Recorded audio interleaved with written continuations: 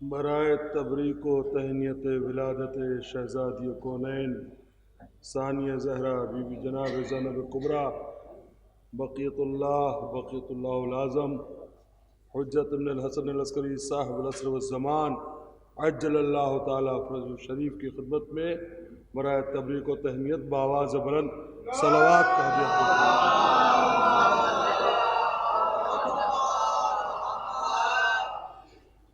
اعوذ باللہ السمیع العلی العظیم من الشیطان اللعین الرجیم بسم اللہ الرحمن الرحیم الحمد للہ الذی ہدانا لہذا وما كنا لنهتدي لولا ان هدانا الله لقد جاءت رسل ربنا بالحق الصلاة والسلام على رسول الثقلين محبوب رب المغربين والمشرقين جد الحسن والحسين ابو القاسم محمد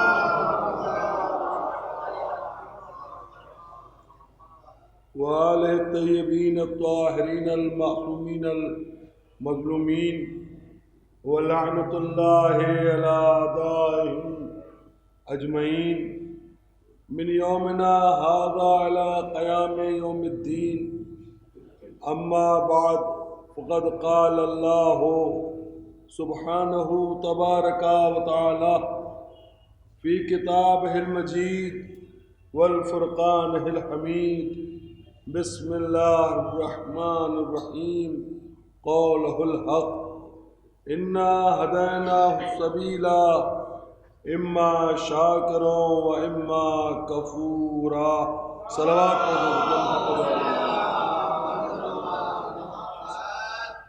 برادران ایمانی بزرگان مذہب و ملت، آج کی تاریخ کیا پرمسرت و بابرکت تاریخ ہے کہ وہ نبی جو سرتاج انبیاء بنا کے خلق کیا گیا، صاحب طٰہٰ کہا گیا، صاحب یاسین، صاحب مزمل، صاحب مدثر، اس کی اکلوتی بیٹی کے یہاں آج نبی کو وہ نواسی اللہ نے عطا کی کہ نام زینب کبریٰ رکھا گیا۔ اور اس سے پہلے کہ آغاز گفتگو کروں، آپ کی جانب سے اپنی طرف اور پوری دنیا کے اہل بیت علیہ السلام کے چاہنے والوں کی طرف سے یوسف زہرا امام وقت ولی عصر حجت ابن الحسن العسکری عجل اللہ تعالیٰ فرجہ شریف کی خدمت میں ان کی جد معظمہ و مکرمہ و محترمہ کی ولادت کی مبارکباد پیش کی جائے اور مولا سے گزارش کی جائے ہاتھ جوڑ کے کہ حضرت یہ زمانہ بڑا پرآشوب ہو چکا ہے، اگر آج آپ کی ان جدہ کی ولادت کی کوئی برکت ہے اور دعاؤں کے ذریعے ہمیں حاصل ہونا ہے تو دعاؤں میں سب سے پہلے اور ایک دعا یہ ہے جس کے ذہن میں ساری دعائیں برآئیں گی کہ آپ اپنے ظہور میں تعجیل فرمائیں۔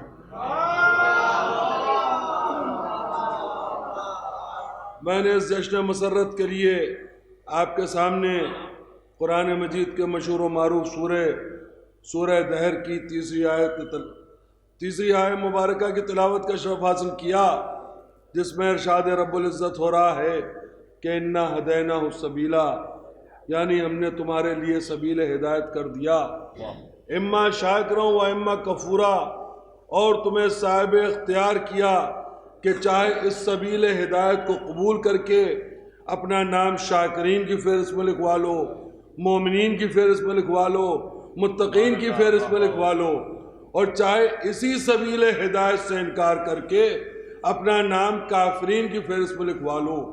ہم کسی پہ طعنہ زنی نہیں کرتے، کوئی ہم سے سوال نہ کرے کہ پہلی شعبان آئی، جشن مسرت، صدیقہ طاہرہ، شہزادی کونین، ثانیہ زہرا، بی بی زینب کبریٰ کے نام پر رکھ دیا گیا، 3 شعبان آئی، جشن نواز رسول امام حسین صلی اللہ علیہ وسلم منعقد کر دیا گیا۔ 4 شعبان آئی، امام حسین علیہ السلام کے عظیم اور عزیز ترین بھائی باب الحوائج کا جشن رکھ دیا گیا۔ 15 شعبان آئی، منتقم خون حسین کا جشن رکھ دیا گیا۔ یہ جشن نہیں برپا کیے جاتے ہیں، ہمارے بزرگ علماء کی حکمت ہے، ان بزرگ معززین کی صاحبان بصیرت کی بصیرت ہے۔ یہ جشن ان کی خوشی میں تو کرتے ہیں مگر ساتھ میں ایک ٹیسٹ بھی کرتے ہیں کہ خدا نے کہا اما شاکروں و اما کفورا، مانو تو مومن کہلاؤ گے، انکار کرو تو کافر کہلاؤ گے۔ اس جشن میں جو آ گیا وہی شاکرین میں سے ہے، جس نے اس کا انکار کیا وہی کافرین میں سے ہے۔ ایک سلامات پڑھنے دو محمد رسول۔ آپ کے سامنے اس وقت بہت تفصیلی بیان نہیں ہونا ہے، ثانیہ زہرا کے فضائل پڑھنا یہ حق ہے آج کے اس محفل کا، چونکہ اللہ نے اپنے نبی کو وہ عظیم نوازی عطا کی کہ خدا کی قسم جو اس کے اس عظیم ترین نوازے سے مرتبے میں کم نہیں ہے۔ امام ہو کے رشد و ہدایت کی منزلوں کو آسان کرنا، ہادی دین بننا اور ہے، اور امامت کی فہرست میں نام نہ ہو اور جو کچھ کربلا میں حسین نے بچایا وہ سب کربلا تک محدود رہ جاتا۔ اگر ثانیہ زہرا نہ ہوتی، اللہ کے مقصد کو بچانے والے حسین ابن علی ہیں، اور حسین نے جو بچایا اس کی محافظ شہزادی زینب ہے۔ ایک سلامات پڑھتے ہیں تو محمد عالم۔ اور کسی بھی شخصیت کا اگر تعارف کرانا ہو، اس کے فضائل پڑھنے ہوں تو سب سے پہلے اس کی شخصیت پہ غور کیا جاتا ہے، اور جب شخصیت پہ غور ہوتا ہے جو علماء نے طریقہ دیا، علم کلام کے علماء نے، اس کا حسب و نسب دیکھا جاتا ہے۔ کیا کہنا، حسب و نسب دونوں اتنا بلند ہے کہ کائنات میں کوئی ایسی نواسی نظر نہیں آئے گی جس کا نانا بھی بانی اسلام، جس کی نانی بھی بانی اسلام، جس کا دادا بھی بانی اسلام، جس کی دادی بھی بانی اسلام۔ تفصیلات سے آپ واقف ہیں، میں تو فقط حصول ثواب کے لیے، اور جشن ہو رہا ہے آپ کا دل محظوظ ہو، اس لیے جو بزرگوں نے رسم رکھی ہے طریقہ وطیرہ کہ کچھ تاریخ اور کچھ فضیلتیں شعراء کے منظوم کلام سے پہلے آپ تک پہنچائی جائیں، اس لیے تقریر کا سلسلہ ہے، جبکہ آج لوگ باقاعدگی سے آمادہ ہو کے منظم گفتگو سننے کے لیے آتے ہیں۔ خطابت تو نثر ہے، اور نثر میں کہاں کی بات کہاں جاتی ہے، کوئی قافیہ بندی نہیں ہوتی، کوئی ردیف نہیں ہوتی، کوئی تسلسل نہیں ہوتا۔ ابھی آپ پوری شب عظیم الشان شعراء سے منظم فضائل سماعت فرمائیں گے شہزادی کونین کے، مگر اگر خدا کی قسم بی بی کو سمجھنا ہے تو ان کے حسب و نسب کو سمجھو، ایسا حسب و نسب کہ کائنات میں کسی کے پاس ہے نہیں۔ نوجوانوں کے لیے عرض کر دوں، بزرگ تو متوجہ ہو گئے، نسب کہتے ہیں جو آبائی سلسلہ ہے، دادا پر دادا، نانا پر نانا، اور اوپر کی چیزیں جو ان سے کہ بزرگان ہیں، اور حسب کہتے ہیں فضیلتوں کو۔ یعنی یہ تو ممکن ہے کہ کسی کے پاس حسب اچھا ہو، نہیں متوجہ ہوئے؟ ارے زمانے میں آپ کو تو سمجھنے میں بہت سہولت ہونی چاہیے۔ اس وقت اس ہندوستان میں رہتے ہیں آپ، اس حکومت میں تو اس پر ان کے قوانین پہ عمل کرتے ہیں، سربراہ حکومت ہیں۔ یہ راشٹرپتی ہونا، پریزیڈنٹ آف انڈیا ہونا، صدر جمہوریہ ہند ہونا، یہ حسب ہے، یعنی فضیلت ہے۔ جو اس وقت کی صدر جمہوریہ ہیں ان محترمہ کے لیے بہت بڑا حسب ہے، یہ بہت بڑی فضیلت ملی، مگر حسب کا ہونا ضروری نہیں ہے کہ نسب بھی اعلیٰ ہو۔ یہ واحد اہل بیت کا گھرانہ ہے کہ جن کے پاس حسب بھی بہت مضبوط ہوتا ہے، نسب بھی بہت مضبوط ہوتا ہے۔ ایک صلوات پڑھتے حضرت محمد و آل محمد۔ اور نسب کیسا، تفصیل میں جانے کا وقت نہیں، شہزادی کے فضائل سننا ہے نا آپ کو۔ نانی ایسی کہ خدا کی قسم اگر جناب خدیجہ کبریٰ نہ ہوتی، اسلام 2 قدم آگے نہ بڑھتا۔ اس گھر کی ذوات مقدسات کو دنیا کے عام لوگوں سے نہ توازن کیا کیجئے، مقابلہ کیا کیجئے، اس لیے کہ یہ اتنی عظیم ہیں کہ بانی اسلام رسول اسلام جس اسلام کو لے کے آئے تھے، قولوا لا الہ الا اللہ کا نعرہ بلند کیا تھا۔ خدا کی قسم اگر جناب خدیجہ نہ ہوتی، ثانیہ زہرا کی نانی نہ ہوتی، تو اسلام 2-4 سال سے آگے نہ بڑھتا، ختم ہو چکا ہوتا۔ میں بڑی ذمہ داری سے عرض کر رہا ہوں، یہ مقصد نہیں ہے میرا کہ فضائل سنانا ہے تو جو ذہن میں آئے بیان کرتا چلوں۔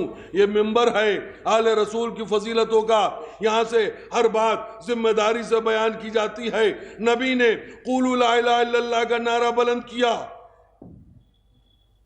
جب نعرہ بلند کیا، آج آپ اسلام کے جلوے دیکھ رہے ہیں آل رسول کے سبب، تو نبی نے بڑی سختیاں اٹھائیں،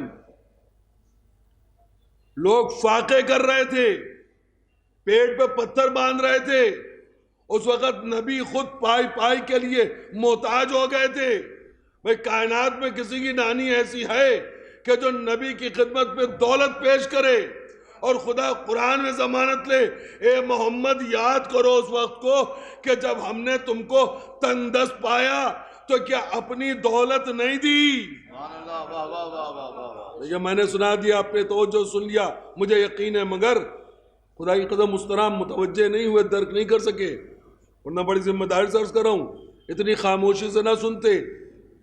بات آپ کے سمجھنے میں کمی نہیں ہے، بات یہ کہ میں سمجھا نہیں سکا، ایک جملہ تو کہہ دیا، آپ نے غور نہیں کیا، لہذا رک کے اس پر غور کیجئے۔ کیا کہا؟ قرآن کی آیت ہے جو میں نے اردو کا ترجمہ آپ کے سامنے پیش کیا، اے محمد یاد کرو اس وقت کو کہ جب ہم نے تمہیں تندرست پایا تو کیا ہم نے اپنا مال نہیں دیا؟ کیا پروردگار عرش سے اترا تھا؟ نہیں، یہ مال کیسا تھا؟ بی بی خدیجہ نے دیا تھا۔ اتنی اشرفیاں ڈھیر کر دی تھی کہ اس طرف نبی تھے، اس طرف بی بی خدیجہ تھیں۔ اشرفیاں اس طرح حائل ہوئیں کہ دونوں کا ایک دوسرے سے پردہ ہو گیا۔ خدیجہ نے اپنی دولت دی، خدا نے کہا یہ میں نے اپنی دولت دی۔ بھئی نسب کیا بیان کروں گا، اس گھر کے حسب کو تو دیکھیے، اگر کسی کی فضیلت سمجھنا ہو۔ بھئی جب خدیجہ نے دولت دی تو نہ دین تھا، نہ شریعت تھی، نہ اصول تھے، نہ قانون تھے، نہ آئین تھا،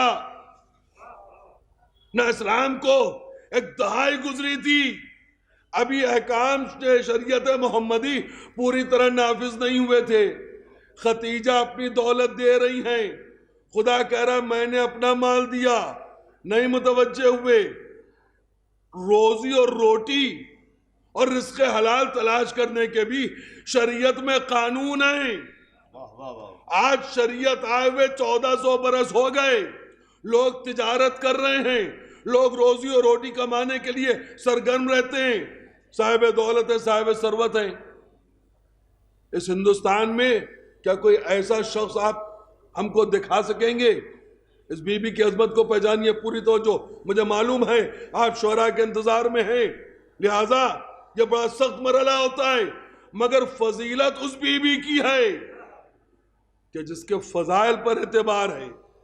ہمارا تو شرف یہ ہے کہ ہم بیان کر دیتے ہیں خالی۔ سبحان اللہ، واہ واہ واہ۔ شریعت آ گئی، اس وقت شریعت نہیں تھی، رزق حلال تلاش کرو، قانون نہیں تھے۔ جناب خدیجہ کے لیے کوئی یہ نہ سوچے، ثانیہ زہرا کی نانی کے لیے، کہ ان کے پاس کوئی آبائی دولت تھی، جس طرح آج کل رؤسا کے جانشین کو، ورثا کو اپنے باپ دادا آبا و اجداد سے بڑی بڑی ریاستیں ملیں، اب تو ریاستیں ختم ہو گئیں، جائیدادیں ہیں، باپ مرا بیٹا 500 بیگھہ کا مالک ہو گیا، 1000 بیگھہ زمین کا ایک حویلی مل گئی۔ ایسی دولت نہیں تھی جناب ختیجہ کے پاس۔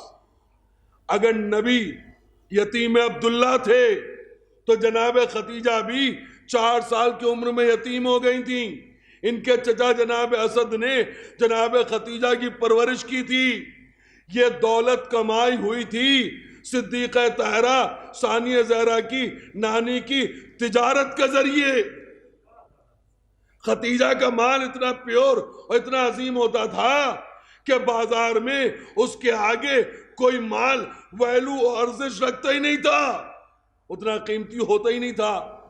ایسی تجارت کی کہ اتنی برکت ہوئی کہ اسکندریہ سے لے کے افریقہ تک، عرب سے لے کے سندھ تک، جو آپ کا اس وقت ہند ہے، سندھ پاکستان میں چلا گیا، وہ بھی ہندوستان کا حصہ تھا، افغانستان تک ہندوستان تھا، یہاں تک بی بی کے قافلے جاتے تھے۔ بی بی ایسی تجارت کر کے رزق حلال تلاش کیا اور اپنی دولت میں اضافہ کیا کہ ملکۃ العرب کہلانے لگیں۔ سبحان اللہ، واہ واہ واہ۔ جب نبی کو ضرورت پڑی تو اللہ نے کہا ختیجہ کیا میرے دین کے لیے دولت نہیں دو گی؟ بی بی نے دولت دے دی۔ سنیے، جس کے لیے اتنی دیر آپ سے محنت کرائی، خدا نے قرآن میں کیا کہا؟ اے محمد یاد کرو اس وقت کو کہ جب تمہیں تنگ دست پایا تو کیا میں نے تمہیں اپنا مال نہیں دیا، مال ایک کمایا ہوا؟ بھائی ورثے میں ملا ہوتا تو ابھی کہہ سکتے خدا کا فضل ہے، بی بی کی محنت کا مال ہے۔ جناب ختیجہ کا مال دلوایا، کہا میرا مال نہیں متوجہ کرا سکا۔ ہندوستان میں، ہندوستان کیا آپ لوگوں کے لیے کیا عرض کروں، عرب میں سرزمین عراق و ایران پہ ایک شخص ایسا دکھا دیجئے کہ جس کی جیب سے ایسے 100 روپے نکل آئیں، پوری توجہ، میں اپنے نتیجے پہ آیا کہ جو بالکل پاک ہو۔ شریعت آئے ہوئے 1400 برس ہو گئے۔ ہندوستان میں جو سربراہ اسلام بنے بیٹھے سعودی عرب میں پیٹرو ڈالر کما رہے، ان کے پاس $100، 100 درہم، 100 دینار۔ ہندوستان میں کسی کی بھی جیب سے چیلنج کر رہا ہوں، 100 روپے دکھا دیجئے کہ جو بالکل پاک ہو، نہیں متوجہ ہوئے، جس میں حق اللہ نہ ہو، حق العباد نہ ہو، یتیم کا حق نہ ہو، بیوہ کا حق نہ ہو، پڑوسی کا حق ادا کر چکا ہو۔ ایسا 100 روپیہ کسی کی جیب سے آپ نکال کے نہیں دکھا سکتے، جبکہ شریعت آئے ہوئے 1400 برس ہو گئے۔ ارے ثانیہ زہرا کا کوئی کیا مقابلہ کرے گا؟ اس کی نانی ہے، ابھی شریعت نہیں ہے، مگر ایسی پاک دولت دی کہ خدا نے قرآن میں کہا اے محمد یاد کرو اس وقت کو کہ جب میں نے اپنی دولت دی۔ ایک صلوات پڑھ دیں حضرت محمد و آل محمد۔ بی بی کی دولت کو پروردگار کہہ رہے میری دولت ہے۔ پروردگار اگر اپنی ہی کرنا تھا، اپنی ہی کہنی تھی تو محمد عربی کو وہ راستہ دے دیتا جو اکثر امت کو بھی مل جاتا ہے۔ پوری توجہ، زیادہ دیر فضائل نہیں پڑھنا، مگر چونکہ حکم ہے، جشن مسرت ہے، میرے لیے بھی شرف ہے، آپ سے دعا کی گزارش ہے۔ صحت ٹھیک نہیں ہے، بڑی دعائیں کی ہیں، گزشتہ سال بھی اس شرف سے محروم رہ گیا تھا کہ بی بی اپنی اس خدمت سے محروم نہ کیجیے گا۔ شہزادی کے رحم و کرم سے اس وقت آپ کے سامنے حاضر ہوں۔ بس آخری 2 باتیں اور دعا کے ساتھ محفل تمام ہے، آپ شعراء کے انتظار میں بیٹھے ہوئے ہیں، زیادہ دیر حائل نہیں ہوں گا۔ پروردگار تو وہ راستہ اختیار کر لیتا جو اکثر اپنے بندوں کے ساتھ بھی اختیار کر لیتا ہے۔ جب کہہ رہا ہے میری دولت ہے تو محمد عربی کے گھر میں کوئی دفینہ نکال دیتا۔ یہ تو نبی کی امت کے گھر میں بھی اکثر پرانی حویلی ہے، کوئی کمرہ مخدوش ہو گیا، اس کی تعمیر جدید کے لیے، تعمیر نو کے لیے، دوبارہ تعمیر کرنے کے لیے کھودا گیا، دیکھا خزانہ نکلا، کیا کہا جاتا ہے بھئی تو ڈائریکٹ اللہ کی عطا ہے۔ اللہ نے دولت ہم کو ڈائریکٹ دی ہے، ہمیں کیا پتا کہ کس نے اس دفینے کو دفن کیا تھا، اور یہ اللہ کے فضل و کرم سے ملی۔ کوئی دفینہ نکال دیتا محمد عربی کے گھر میں، جب تجھے یہ کہنا تھا قرآن میں کہ میں نے اپنی دولت دی، اچھا دفینہ نہیں، تو اللہ کل شیء قدیر ہے، ہر شے پہ قدرت رکھتا ہے، تیرے اختیار میں تو یہ بھی تھا کہ مدینے میں نبی کے گھر پہ، مکے میں نبی کے گھر پہ آسمان سے اشرفیاں برسا دیتا، دن میں نہیں، کیونکہ لٹیرے بہت ہیں، تو شب کی تاریکی میں صحیح، دن کے اجالے میں عرب کے لٹیروں کا، جسے نبی کی بیٹی کا باغ غصب کر لیا، اگر خوف تھا تو شب کی تاریکی میں آسمان سے شرفیاں گرتی، چھن چھن چھن چھن چھن چھن چھن چھن کی آواز آتی، لوگ جاگتے متوجہ ہوتے، یہ کیا ہو رہا ہے، تو اطلاع ملتی نبی کے گھر میں آسمان سے شرفیاں اتر رہی ہیں، کیا تیرے اختیار میں نہیں تھا؟ پوری توجہ، عجب نہیں آواز آئے گی، نادان شوذب جرولی خاموش ہو جا، تھوڑی سی قوت گویائی ملی، اس طرح گفتگو کر رہا ہے، میری حکمت کو نہیں دیکھ رہا ہے، میں منکرین آل محمد کے منہ پہ ایک تماچا لگانا چاہتا ہوں، میرے اختیار میں یہ بھی تھا، میرے اختیار میں دفینہ نکالنا بھی تھا، مگر میں امتیوں کو بتانا چاہ رہا ہوں کہ جب میں نے ثانیہ زہرا زینب کے نانا کو ڈائریکٹ دولت نہیں دی، بغیر ختیجہ کے وسیلے کے، تو جب امتی کعبے میں آ کے دولت مانگیں گے تو ان کو سبق ہو جائے گا کہ جو اللہ محمد کو ڈائریکٹ نہیں دیتا تم کو کہاں سے ڈائریکٹ دے دے گا۔ صلوات پڑھ دے حضرت محمد علیہ۔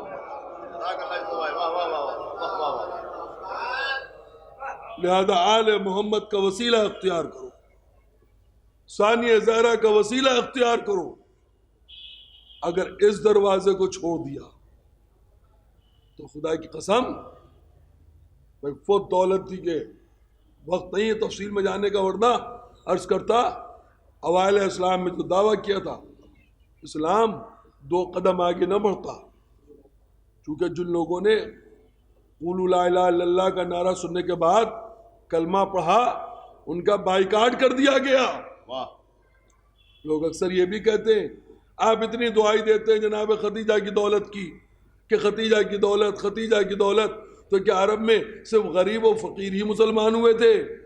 کوئی صاحب دولت مسلمان نہیں ہوا تھا؟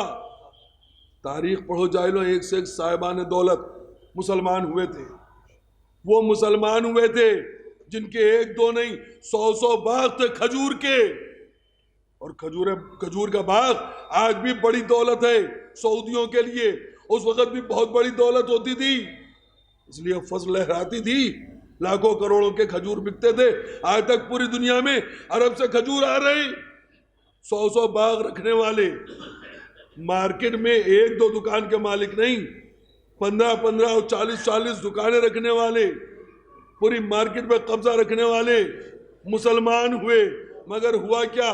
جب انہوں نے کلمہ پڑھا تو کفار نے ان کا بائیکاٹ کر دیا۔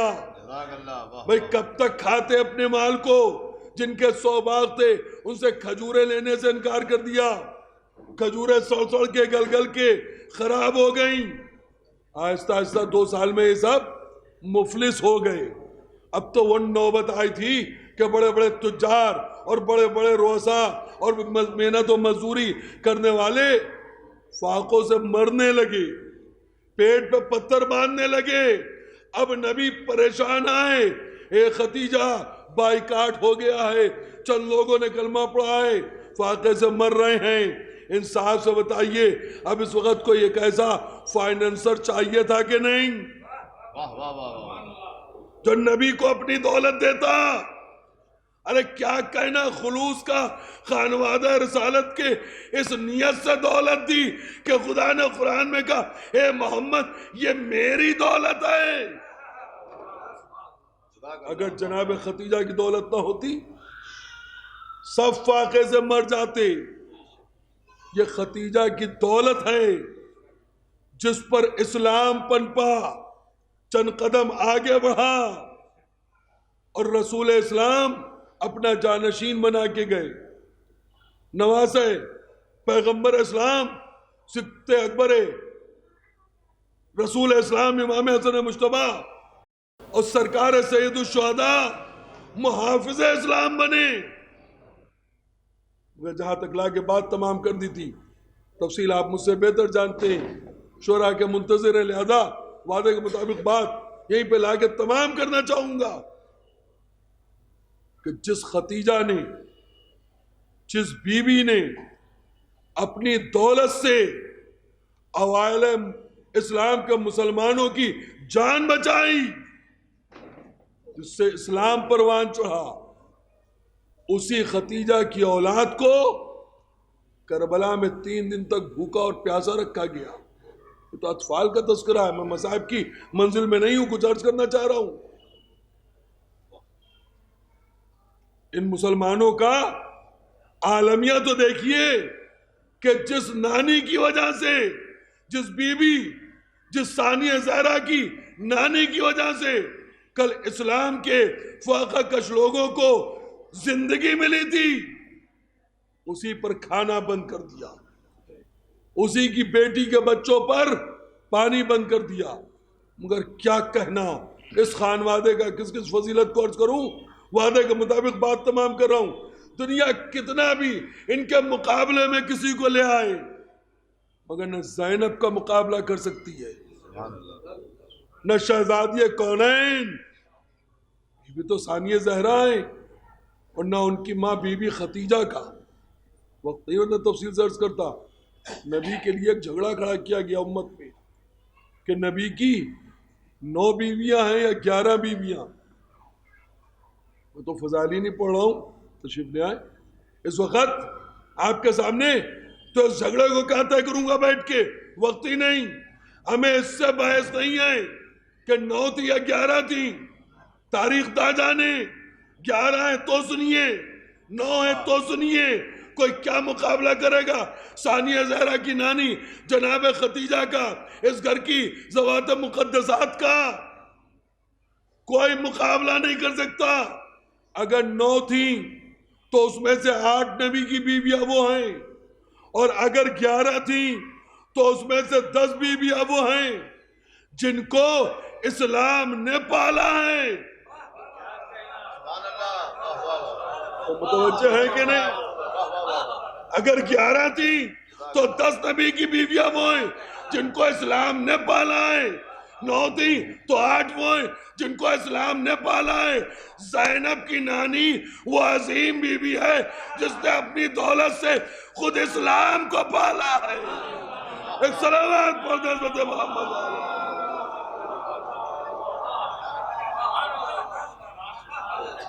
تو کیا مقابلہ کرے گا شہزادی زینب کے حسب و نسب کا؟ تعارف کے لیے ان کا حسب و نسب ہی کافی ہے. بی بی زینب رسول اسلام کی جناب ختیجہ کی نواسی ہیں، یہ ان کا نسب ہے. فاطمہ زہرا علیہ مرتضیٰ کی بیٹی ہیں، یہ ان کا نسب ہے. کیا خوب اسی محفل میں نے بچپن میں سنا تھا، شاعر نے پڑھا تھا، مجھے ذہن میں نہیں ہے کہ کس شاعر نے پڑھا تھا، مگر 2 مصرے کیا کہنا. بزرگوں کو، گزشتگان کو بھی فراموش نہ کیا کیجئے جو اشعار کے ذریعے اس محفل کی خدمت کر کے گئے ہیں. ناظم سے گزارش کروں گا اگر کچھ نام یاد ہوں، بہرحال یہ تو میں برجستگی سے کہہ رہا ہوں، اگلے سال الطاف بھائی سے بھی گزارش کروں گا کہ اپنے ناظم سے گزارش کریں کہ سابقہ محافل میں یہ شعراء پڑھ چکے ہیں، بالخصوص جو دنیا میں نہیں ہیں، نظامت کے درمیان ان کے بھی شعر پڑھے جائیں. اسی بزم میں نے سنا تھا کہ ثانیہ زہرا تو ذات حضرت زینب بنی. ثانیہ زہرا تو ذات، میرا بچپنا تھا شاعر یاد نہیں ہے، ثانیہ زہرا تو ذات حضرت زینب بنی. حضرت زینب کا کوئی دوسرا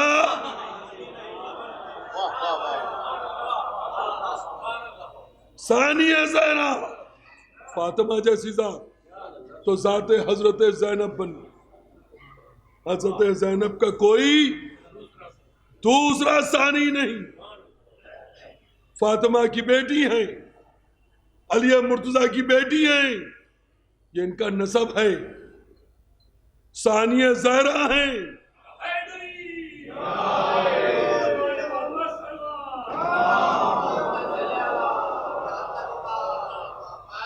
یہ بی بی کا حسب ہے، ابو طالب کی پوتی ہیں، فاطمہ بنت اسد کی پوتی ہیں، یہ ان کا نسب ہے، اور باپ کی زینت ہے علی مرتضیٰ جیسا باپ، نام ہی رکھا زینب، اپنے باپ کی زینت، یہ ان کا حسب ہے۔ کیا کہنا، محمد و آل محمد کا خانوادہ وہ عظیم خانوادہ ہے کہ جس کے نسب کا بھی دنیا میں کوئی مقابلہ نہیں کر سکتا، جس کے حسب کا بھی دنیا میں کوئی مقابلہ نہیں کر سکتا۔ ہاں، یاد کیجئے ان مرحومین کو جو اس محفل کی، میں ماضی کی تاریخ سے لے کے ابھی جو ماضی قریب کی تاریخ گزری ہے، کیسے کیسے خدمتگار تھے، ان کے تذکرے سے پیچھے تک کے جاؤں، ثانیہ زہرا کی ان کو بڑی برکتیں حاصل ہوئی ہیں۔ ہمارے نوجوان خادم درے صدیق طاہرہ جناب علی نواب صاحب بیٹھے، وارث علی خان صاحب نے اس روزے کی کتنی خدمت کی ہے، جو آپ لوگوں نے خود دیکھا ہے۔ ابھی 2 سال ہوئے کہ ہم ان کی خدمت سے محروم ہوئے، خدا ان کے بھی درجات عالی کرے۔ خطیب الایمان اور سید علی رضا صاحب جنہوں نے اس کی بنیاد رکھی، روزہ پہلے سے موجود تھا، مگر حالات کی بنا پر یہاں وہ رونق نہیں تھی جو آج آپ دیکھ رہے ہیں۔ ان کی کوششوں کاوشوں سے رونق آئی، اور خالی گزشتگان کو نہیں بلکہ قابل صد مبارکباد ہے ثانیہ زہرا کمیٹی، جس نے آج شہر میں دیکھیے ابھی ایک عالمیہ ہے۔ کئی سال پہلے میں نے جشن قائم میں بھی بلکہ 2-3 سال گزارش کی، اس بار بھی گزارش کروں گا، ثانیہ زہرا کی ولادت کی تاریخ ہے۔ میں کوئی آپ کی خوشاوت پسندی اور تعریف میں گفتگو نہیں کر رہا ہوں، مگر بڑے نصیب سے یہ ذکر نصیب میں آتا ہے۔ یہ کوئی عام شہر نہیں ہے، لکھنؤ ہے۔ اتنے بڑے لکھنؤ میں ثانیہ زہرا کمیٹی کے یہ اراکین لائق صد مبارکباد ہیں کہ یہ جشن ثانیہ زہرا منعقد کر رہے ہیں، ورنہ شہر میں کوئی بڑے پیمانے پہ آج کی تاریخ میں جشن نہیں ہے۔ جشن ہونا، لوگ تو اتنا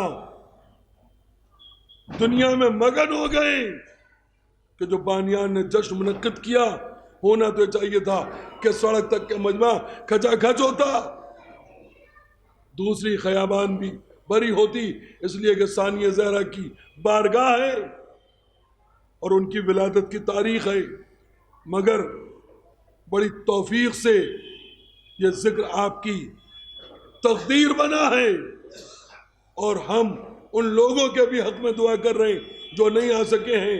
اس کمیٹی کے تمام اراکین کی خدمت میں بھی بارگاہ امام عصر میں دعا کریں گے کہ ان کی خدمت میں ہماری گزارش یہ ہے کہ یہ کسی چیز سے مایوس نہ ہو، بلکہ اسی طرح محنت کرتے رہیں۔ انشاءاللہ جس طرح اور شہر میں جشن ہوتے ہیں اسی طرح یہ بھی جشن منعقد ہوگا، اور بحمداللہ انہوں نے اپنی کوششوں کاوشوں میں کوئی کمی نہیں چھوڑی ہے۔ یہ روزہ بھی بڑا مظلوم ہے، اس کی تعمیر کروانے والے بھی بڑے عظیم ہیں، اور آج اس کی محافظت کرنے والے بھی بڑے عظیم ہیں۔ آپ کی ڈیوٹی یہ ہے کہ جب بھی یہاں پورے سال جو پروگرام ہوتے ہیں اور یہ محفل ہوتی ہے، جو مومنین آ گئے ان سے گزارش و التماس یہ ہے کہ جو کام سینہ بسینہ ہوتا ہے وہ زیادہ اثر رکھتا ہے، یہاں سے جائیں اور اپنے متعلقین کو متوجہ کریں کہ ثانیہ زہرا کی ولادت کی تاریخ، کیونکہ اگر بی بی نہ ہوتی تو خدا کی قسم کربلا میں ہی رہ جاتی۔ سبحان اللہ، واہ واہ۔ یہ ثانیہ زہرا کا احسان ہے جو یہ رونقیں، آپ اہل بیت کے چاہنے والے تو بڑے عظیم ہیں، وہ لوگ جو منافقت سے اسلام کو قبول کیے ہوئے ہیں، بی بی کی وہ محنت ہے کہ ان کو بھی فقط لا الہ الا اللہ محمد رسول اللہ کہہ دینے سے کتنی برکتیں حاصل ہو رہی ہیں۔ آخر میں ہاتھوں کو بلند کر کے آپ سے بھی گزارش ہے، آپ بھی دعا کریں، میں بھی التجا کرتا ہوں اپنے وقت کے امام سے، ولی عصر سے، صاحب زمان سے، بقیت اللہ العظم حجت ابن الحسن العسکری عجل اللہ تعالیٰ فروجہ شریف کی خدمت میں کہ حضرت زمانہ بڑا پراشوب ہو چکا ہے، ہمارے عقیدوں کو لوٹا جا رہا ہے، مال تو لوٹ چکی ہے دنیا، اب ہمارے عقائد مسمار کیے جا رہے ہیں، آپ اپنے ظہور میں تعجیل فرمائیں اور ہم پر یہ احسان فرمائیں۔ ہم کربلا والوں کے خدمت گزار ہیں، ہم آپ کے جد کی عزاداری کے خدمت گزار ہیں، جب ظہور ہو تو آپ منتقم خون حسین ہیں، خون امام مظلوم کا، ثانیہ زہرا کی چادر کا آپ کو انتقام لینا ہے۔ یہ چاہنے والے جو بیٹھے ہوئے ہیں ان کو اپنے ناصر و عوان میں شریک کرنے سے فراموش نہ فرمائیے گا۔ ہم کو بھی اللہ وہ توفیق عنایت فرمائے کہ امام کے ناصر و عوان میں شریک ہو سکیں۔ وآخر دعوانا ان الحمدللہ۔